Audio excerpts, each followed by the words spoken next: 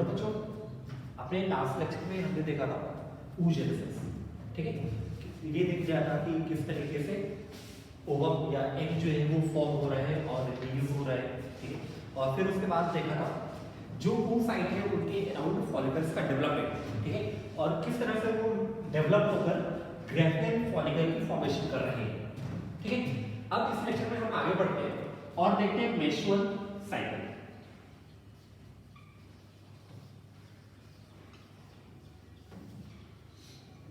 ठीक है। Menstrual cycle जो है एक्चुअली में it has been derived from term menses, ठीक है। मेंसेस का मतलब एक fluid which tends to release during this cycle, ठीक है। अब अगर हम मेंस्ट्रुअल साइकिल की बात करें तो ये साइकिल जो है it is of 1 lunar month, इसका जो ड्यूरेशन है that is of 1 lunar month, that is 28 days, ठीक है। अच्छा, मेंस्ट्रुअल साइकिल बोल किसे रहे, वो पूरा ही टाइम इंटरवल, वो पूरा ही साइकिल जिसकी ड्यूरेशन में किसी भी फीमेल बॉडी में, ठीक है, कोई भी सेक्सुअल कैरेक्टर्स का डेवलपमेंट हो रहा है, ठीक है, या उसमें सेक्सुअल ऑर्गन्स में चेंजेस हो रहे हैं, वो चेंजेस की वजह से उसका डेवलपमेंट हो रहा है, ठीक है। जैसे कि अगर मेंस्ट्रुअल साइकिल की बात करते हैं तो मेंस्ट्रुअल साइकिल जो है ये किसी भी फीमेल बॉडी में उसकी ओवरीज में, उसके यूट्रस में, उसके वेजाइना में, सर्विक्स में, इन सभी में चेंजेस को डेवलप कराने का काम करता है, उसमें चेंजेस कॉज करता है, ठीक है। तो वो पूरा ही साइकिल जिस ड्यूरेशन में किसी भी फीमेल बॉडी में कोई भी पर्टिकुलर चेंज हो रहे हैं इन अ रिथमिक वे, ठीक है, उसे ही हम क्या बोल रहे हैं, मेंस्ट्रुअल साइकिल। और इस साइकिल की ड्यूरेशन कितनी है, 28 डेज, ठीक है। अब अगर हम फीमेल बॉडी की बात करें, ठीक है, तो फीमेल बॉडी में मेंस्ट्रुअल साइकिल जो है ये स्टार्ट हो रहा है from the time of puberty. कब से स्टार्ट हो रहा है, फ्रॉम प्यूबर्टी, ठीक है। अब तो किसी भी पर्टिकुलर फीमेल में प्यूबर्टी स्टार्ट हो गया, ये जनरली डिफाइन नहीं है, कैसे बता सकते हैं, जस्ट ओनली जब से उसकी बॉडी में मेंसेस जो है वो रिलीज होना स्टार्ट होते हैं, ठीक है, मेमरी ग्लैंड्स का डेवलपमेंट हो रहा है,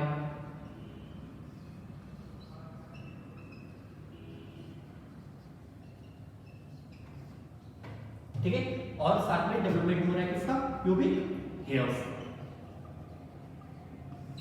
ठीक है। रिलीज ऑफ मेंसेस को हम बोलते हैं मेनार्क,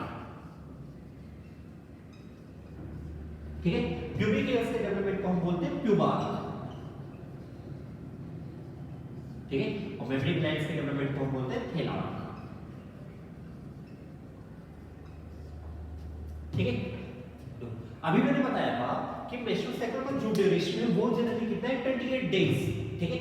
बट कभी-कभी किसी भी सर्टेन फिजियोलॉजिकल कंडीशन में ये जो ड्यूरेशन है वेरी कर सकता है, ये 20 डेज से 40 डेज तक भी हो सकता है, ठीक है। हो सकता है कोई इसके लिए रिस्पांसिबल कोई एनवायरमेंटल फैक्टर हो या कोई हार्मोनल डिसबैलेंस हो, जिसकी वजह से क्या हुआ, मेंस्ट्रुअल साइकिल का ड्यूरेशन जो है वो वेरी कर गया, 28 डेज की जगह 20 या 40 डेज पे हो गया, ठीक है। अब इस पूरे ही साइकिल की अगर हम बात करें तो पूरे ही मेंस्ट्रुअल साइकिल में कुछ हार्मोन्स हैं जो इस पूरे मेंस्ट्रुअल साइकिल को रेगुलेट करने का काम करते हैं और इस पूरे मेंस्ट्रुअल साइकिल को रन कराने का काम करते हैं, जैसे कि GnRH, FSH and LH,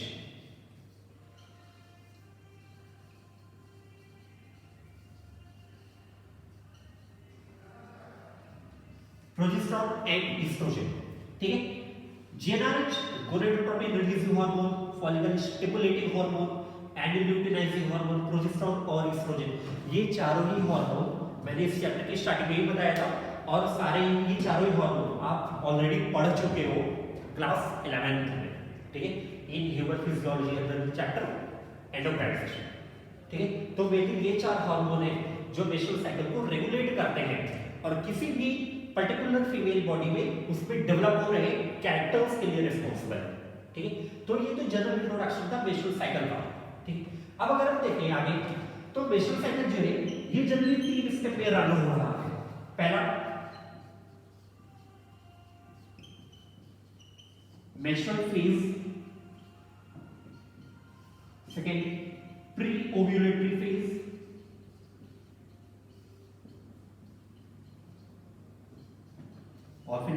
post ovulatory phase.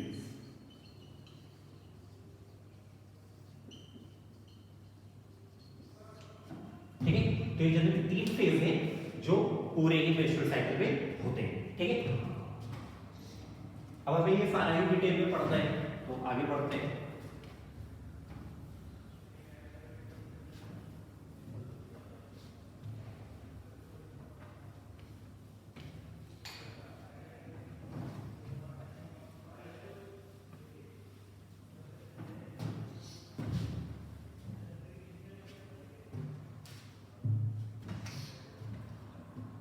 पहला क्या, menstrual phase.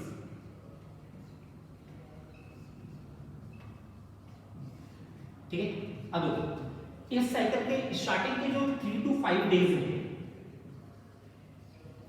They are called as menstrual phase. अब हमें मेंस्ट्रुअल फेज क्यों बोलते हैं, क्योंकि इस साइकिल के स्टार्टिंग के जो 3 से 5 दिन है, उन्हीं दिन में जनरली मेंसेस रिलीज होते हैं। ठीक है, अच्छा ये जो टर्म मेंसेस बोल रहे हैं, यूज कर रहे हैं, ये मेंसेस है क्या एक्चुअली में? ये मेंसेस रेफर करता है उन सारे ही एंडोमेट्रियम की लेयर्स को, सारे यूट्रस की लेयर्स को, नर्व फाइबर्स, ब्लड वेसल्स को, सारे ही ब्लड वेसल डीजनरेट कर जाते हैं, ये सारे यूट्रस की लेयर डीजनरेट कर जाएंगी। ठीक है, जो इस साइकिल के ड्यूरेशन में बिल्डअप होती है। ठीक है, to support the movement of sperm, to support the fertilization, to support the formation of zygote and implantation of zygote and formation of embryo at the time of pregnancy। तो जितने भी uterus की layers बनी थी वो सारे ही क्या कर जाते हैं, डीजनरेट कर जाते हैं, वो ब्लड वेसल्स वहां पे जो प्रेजेंट होगी वो डीजनरेट कर जाएंगे। ठीक है, अब इन्हीं का जो आउटफ्लो होना है फ्रॉम वेजाइना, उसे जनरली क्या बोलते हैं, मेंसेस। ठीक है, तो मेंस्ट्रुअल फेज हम किसे बोल रहे हैं, साइकिल का जो स्टार्टिंग में जो 3 से 5 दिन है, उन 3 से 5 दिनों में क्या होता है, मेंसेस जो है उनका आउटफ्लो होता है from vagina, through vagina outside the body. ठीक है, और इसीलिए हम इस पूरे फेज को क्या बोलते हैं, मेंस्ट्रुअल फेज। अब देखो क्या होता है कि जैसे कोई साइकिल चल रही है, ठीक है, ये पर्टिकुलर टाइम का मेंस्ट्रुअल साइकिल का, और ये लास्ट डे 28th डे। ठीक है, इस टाइम में क्या होता है, मेंसेस रिलीज होना स्टार्ट हो जाते हैं। अब देखो ये जो मेंसेस को रिलीज होना होता है, इससे 2 दिन पहले 26 और 27th डे। ठीक है, 26th डे पर क्या होता है कि जो FSH एंड LH का लेवल होता है पर्टिकुलर फीमेल बॉडी, वो क्या कर जाएगा, डिक्रीज। ठीक है, वो अपने हाइपोकंडीशन में प्रेजेंट हो जाएगा, और जैसे ही FSH और LH अपने हाइपोकंडीशन में प्रेजेंट होंगे, प्रोजेस्टेरॉन जो है उसका सेक्रेशन डाउन हो जाएगा, और जैसे ही प्रोजेस्टेरॉन का सेक्रेशन डाउन हुआ, एंडोमेट्रियम की लेयर्स क्या होगी, डीजनरेट होना स्टार्ट हो जाएंगे। ठीक है, अब ये डीजनरेशन की अब क्या हो रहा है, डीजनरेट होना स्टार्ट हो रही है मेंस्ट्रुअल साइकिल के एंड में। ठीक है, और वो वजाइना के थ्रू फीमेल बॉडी से बाहर आती है, और कब तक बाहर आती है, दूसरे साइकिल के 3 to 5 डे, 3 से 5 दिन। ठीक है, तो ये पूरा टाइम इंटरवल है जिसे हम क्या बोलते हैं, मेंस्ट्रुअल फेज। ठीक है, आगे इतना समझ। अब इस मेंस्ट्रुअल फेज जो है, it is followed by pre ovulatory phase.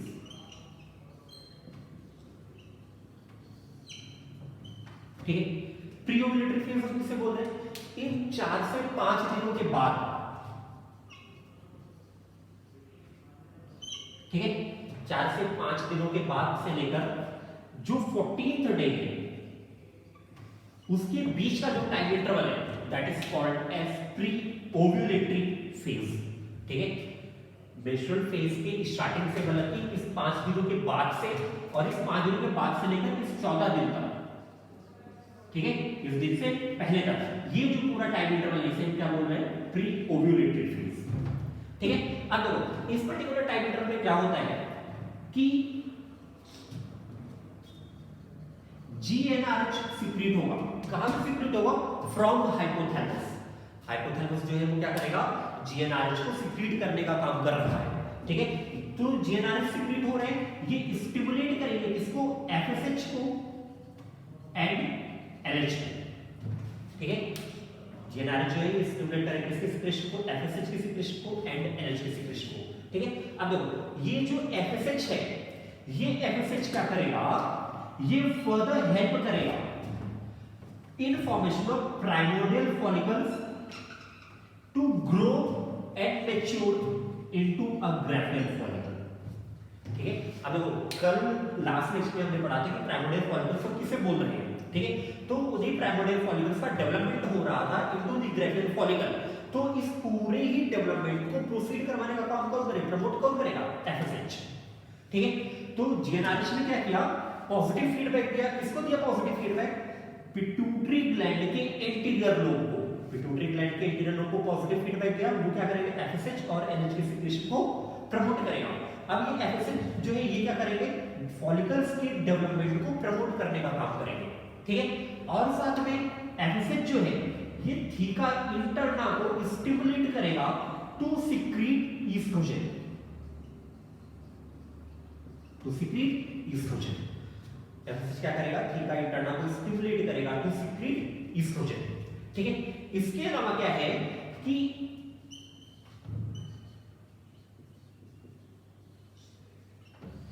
Oestrogen इस पर्टिकुलर टाइम इंटरवल में ऑलरेडी सिक्रीट हो रहे हैं। ठीक है, और ये ईस्ट्रोजन क्या करेगा, ये ईस्ट्रोजन हेल्प करेगा इन building of layer of uterus.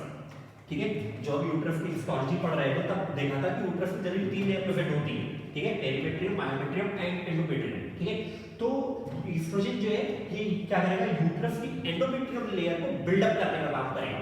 ठीक है, किस तरह से, तो जैसे क्या होगा कि कोई फीमेल बॉडी अभी अपने चाइल्डहुड कंडीशन में, तो जाहिर सी बात है इसका यूट्रस का साइज भी स्मॉल होगा। जैसे जैसे वो गर्ल जो है वो अपना एज के अकॉर्डिंग इंक्रीज होती जा रही है, क्या होगा कि उसकी बॉडी में यूट्रस का साइज भी लार्ज होता जाएगा। ठीक है, तो यूट्रस की साइज को जस्ट डबल कर देता है as that of childhood in adult stage. तो यूट्रस की साइज को जल्दी लार्ज करने का फंक्शन किसका है, इस पर्टिकुलर ईस्ट्रोजन का।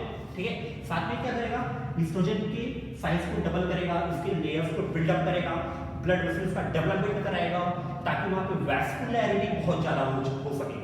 ठीक है, इसके अलावा ईस्ट्रोजन क्या करेगा, ये उस पर्टिकुलर फीमेल बॉडी में मोस्टली डेवलप हो रहे सेक्सुअल सेकेंडरी सेक्सुअल कैरेक्टर्स के लिए रिस्पांसिबल है।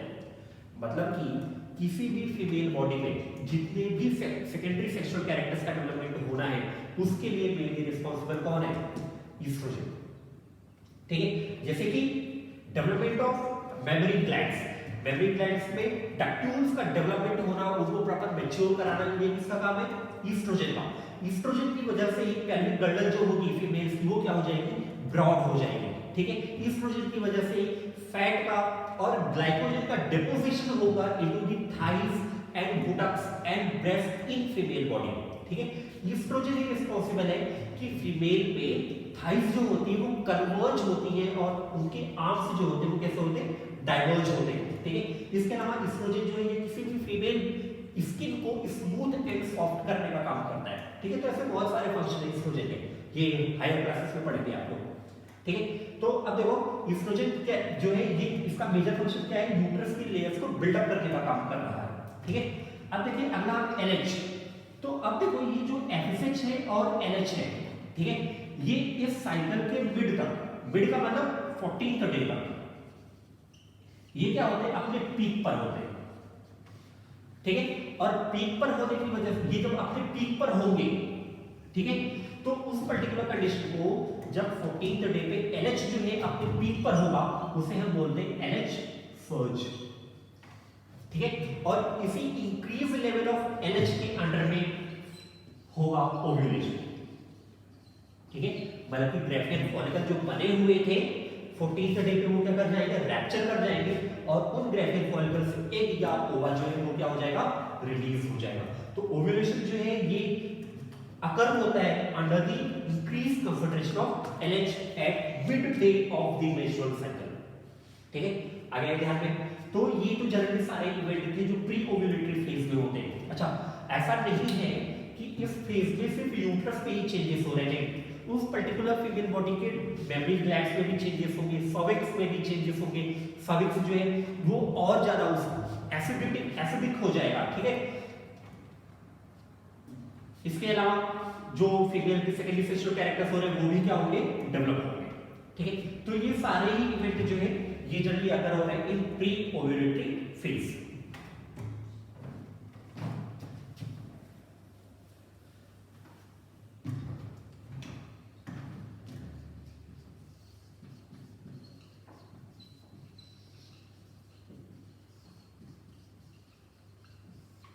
अगला फेज है अपना पोस्ट ओव्यूलेटरी फेज।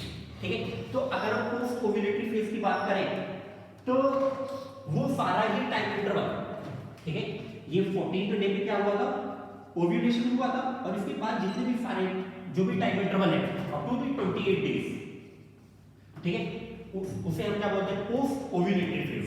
ठीक है, अब देखो 14th डे पे क्या हुआ था, ओव्यूलेशन हुआ, 14th डे पे क्या हुआ था, ओव्यूलेशन हुआ था। ठीक है, अब ओव्यूलेशन हम किसे बोलते हैं, emergence of egg, release of egg या ओवा फ्रॉम ग्रेवियन फॉलिकल। ठीक है, अब देखो अपने लास्ट सेशन में हमने बहुत सारे स्ट्रक्चर पढ़े थे।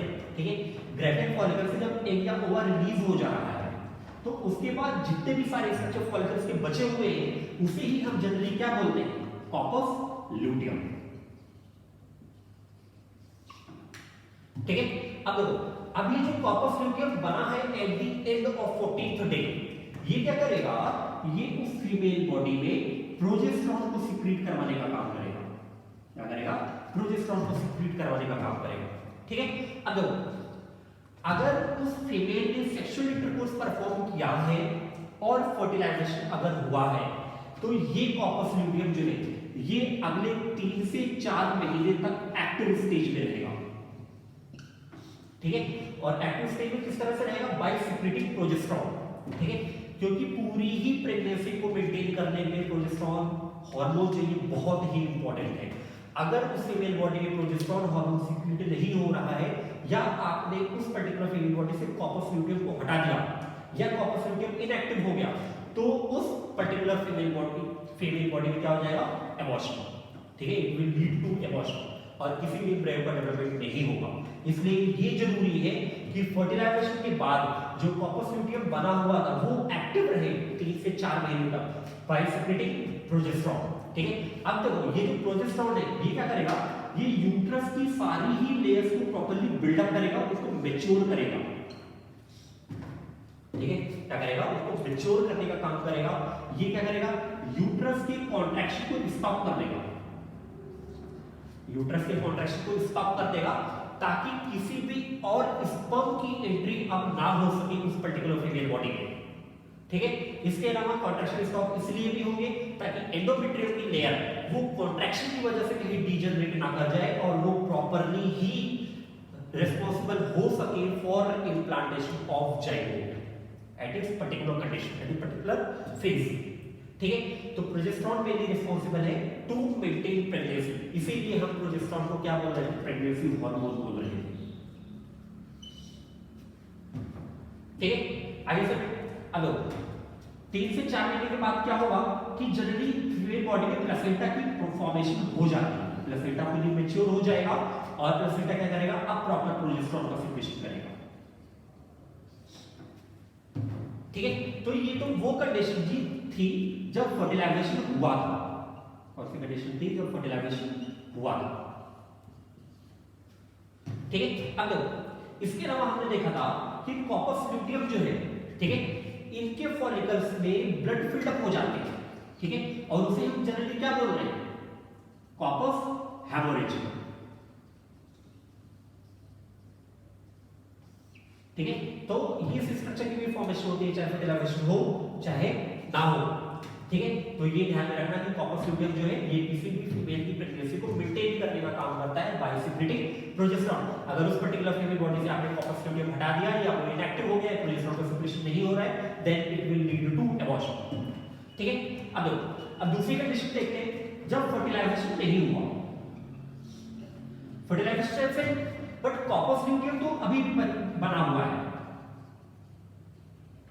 ठीक है, कॉर्पस ल्यूटियम अभी बना हुआ है, तो कॉर्पस ल्यूटियम क्या करेगा, ये अपने 26th डे पे, ठीक है, मतलब from 9th day of its formation, ये क्या करेगा, ये डीजनरेट होना स्टार्ट हो जाएगा।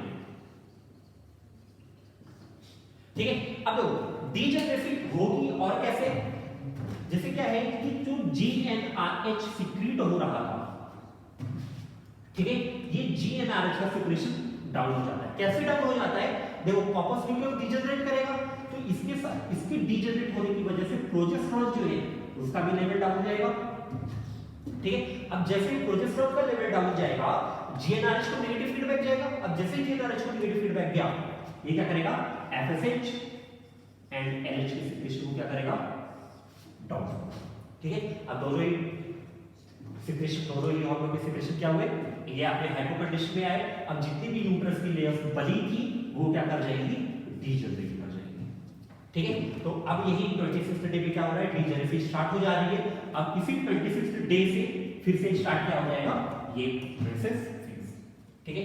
तो ये तो सारे इंटरवल थे इन मेंस्ट्रुअल साइकिल, ठीक है। आगे सब तो ये बहुत ही इंपॉर्टेंट टॉपिक है इस पूरे चैप्टर का। बहुत सारे क्वेश्चन यहां से पूछे गए, आप थोड़ा समझते हैं।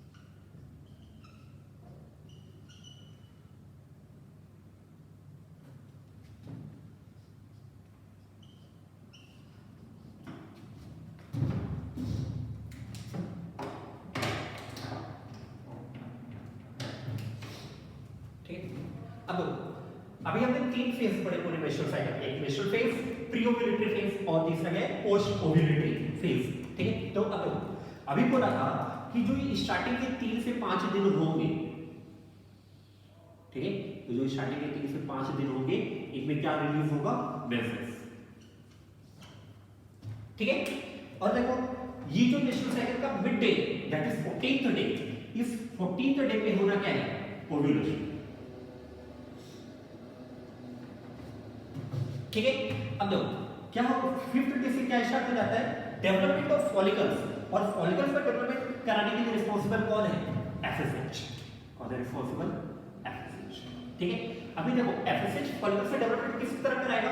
जो प्राइमोर्डियल फॉलिकल्स बने हुए थे, जो प्राइमोर्डियल फॉलिकल्स बने हुए थे, ठीक है, उनका डेवलपमेंट होगा और वो क्या फॉर्म करेंगे? Primary follicles. क्या फॉर्म करेंगे? Primary follicle. अभी जो प्राइमरी फॉलिकल का फर्दर डेवलपमेंट होगा वो क्या फॉर्म करेंगे? सेकेंडरी फॉलिकल, ठीक है। इन सेकेंडरी फॉलिकल का फर्दर डेवलपमेंट होगा और वो क्या बनाएंगे? अब ग्राफियन फॉलिकल, ठीक है। अब ये जो ग्राफियन फॉलिकल मैच्योर हो रहा है, इसी से क्या हो जाएगा? एग रिलीज हो जाएगा,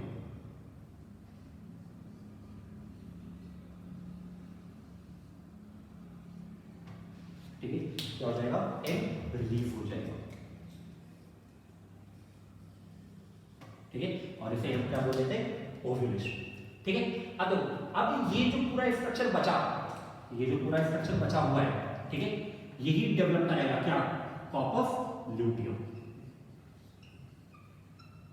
ठीक है। और इसी कॉर्पस ल्यूटियम से और आगे क्या बनेगा? कॉर्पस हेमोरेजिकम,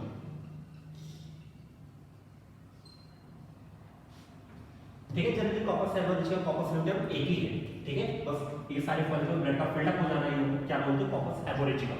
तो कॉर्पस हेमोरेजिकम बने, कॉर्पस ल्यूटियम बने, सेम, ठीक है। और इस टाइप के कॉर्पस ल्यूटियम जो है ये मेजरली रिस्पांसिबल होगा फॉर सिक्रीशन ऑफ प्रोजेस्टेरोन, ठीक है। अच्छा, ऐसा नहीं है कॉर्पस ल्यूटियम एस्ट्रोजन सिक्रीट नहीं करता, ये एस्ट्रोजन भी सिक्रीट करता है but in very less amount, ठीक है। तो अब देखो, अगर फर्टिलाइजेशन नहीं हुआ है, ठीक है, अगर फर्टिलाइजेशन नहीं हुआ है, ठीक है, तो ये जो कॉर्पस लुटियम बना था ये क्या करेगा, डीजनरेट होना स्टार्ट होगा। डी अच्छा, कॉर्पस लुटियम की अगर हम बात करें तो ये कैसा था, येलो बॉडी, ठीक है, और अपने डीजनरेशन के टाइम पे ये चेंज हो जाएगा इनटू कॉर्पस एल्बिकेंस, चेंज हो जाएगा किसके, कॉर्पस एल्बिकेंस। और कॉर्पस एल्बिकेंस जो है ये क्या है, व्हाइट बॉडी, ठीक है। आगे समझ, तो कॉर्पस एल्बिकेंस से चेंज होगा और ये क्या करेंगे, अब डीजनरेट होना स्टार्ट हो जाएगा और ये डीजनरेशन स्टार्ट होगी और मेंटेन रहेगी कब तक, अब तक up to next 5 days of menstrual cycle, ठीक है। तो अब देखो इस तरह से साइकिल जो है वो क्या है, कंप्लीट होगी, ठीक है। कॉर्पस लुटियम जो है ये responsible for mainly secretion of progesterone, estrogen को देखो बहुत ही कम लेस अमाउंट में सिक्रेट करता है, ठीक है।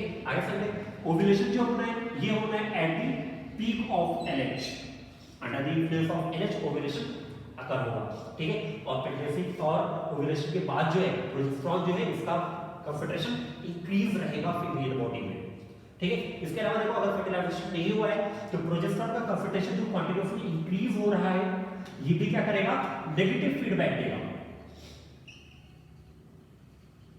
किसको, हाइपोथैलेमस। और अगर हाइपोथैलेमस को नेगेटिव फीडबैक जाएगा तो ये क्या होगा, ये क्या करेगा, FSH एंड LH की सिक्रेशन को क्या करेगा, डिक्रीज करेगा, ठीक है। और जैसे FSH और LH का सिक्रेशन डिक्रीज होगा, जो यूट्रस की वॉल बनी थी वो क्या हो जाएगी, डीजनरेट होना स्टार्ट हो जाएगी। कैसे, FSH एंड LH का decrease level, it will automatically lead to decrease level of progesterone, और जैसे ही प्रोजेस्टेरोन हटा यूट्रस की लेयर डीजनरेट होना स्टार्ट हो जाएगी। तो ये दोनों ही कंडीशन हो सकती है जनरली हमारे लिए इंपॉर्टेंट ये, ठीक है। आगे से तो ये पूरा था मेंस्ट्रुअल